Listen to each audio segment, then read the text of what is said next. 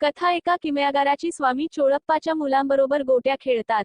स्वामी म्हणतात, जिंकायचं असेल तर नेमचूक पाहिजे, लक्ष केंद्रित करावं लागतं. खेळ म्हटलं तर गोंगाट तर होणारच. चोळप्पाची सासू पारायण करत असते, तिला त्रास होतो. चोळप्पाची पत्नी स्वामींना थोड्या चिडक्या स्वरात, निदान थोड्या वेळपर्यंत तरी शांतता राखा असं म्हणते. स्वामी मान्य करतात, पण समज पण देतात. पारायण करताना खेळाचा आवाज ऐकू तरी कसा येतो? कोणतीही गोष्ट करताना एकाग्रता हवी. देवाचे नाव घेताना तर ती उच्च पातळीची हवी. चोळप्पा आपल्या एक स्नेहीजन वामनराव बडोदेकर यांना स्वामी दर्शनाला आणतो. वामन बुवा स्वामींना पाहतच राहतात. एका मुलाला भूक लागली म्हणून स्वामी आतून नैवेद्याचे अन्न आणून घास भरवतात. नैवेद्याचे अन्न आणताना चोळप्पाची सासू विरोध करते, पण स्वामी दुमानत नाही. स्वामी सांगतात, पोथी नुसती वाचू नका, आचरणा. अंधश्रद्धा, सोवळ ओवळ यांच्या जास्त नादी लागू नका.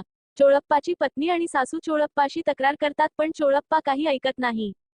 तिकडे शास्त्रीबुवा वामनबुवांना स्वामी बद्दल घालून पाडून बोलतात. मग ते वामनबुवाला घेऊन आपल्या गुरु घोलपस्वामीकडे जातात.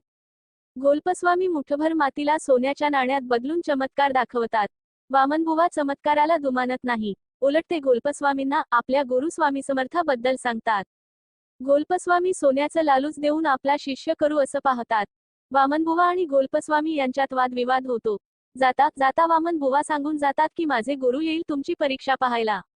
इकडे स्वामी चोळप्पाला गाव फिरून आपला उपदेश जन सामान्यात आपला उपदेश पोचणं असं सांगतात. तू सर्वांना समर्पण शिकवू शकतो. वामनाला पण तू दीक्षा दिली.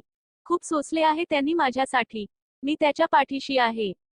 तिकडे शास्त्रीबुवा घोलपस्वामीकडे दगड घेऊन याचं सोनं करा अशी विनंती करतात.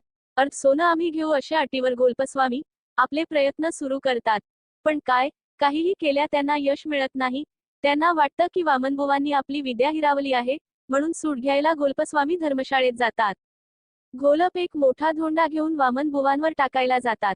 पण त्यांना धोंडा टाकताच येत नाही आणि उलट तेच स्वतः होऊन त्याचं धोंड्याखाली चिरडले जातात.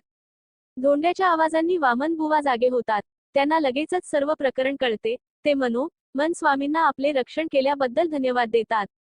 काही वेळानी घोलप जागे होतात. त्यांना स्वामींच्या सामर्थ्याची प्रचिती येते. ते शरणागती पत्करून स्वामींना भेटतात. स्वामी बोध करतात, घोलप, आपल्या सिद्धीचा उपयोग आपले प्रस्थ वाढवायला करू नये.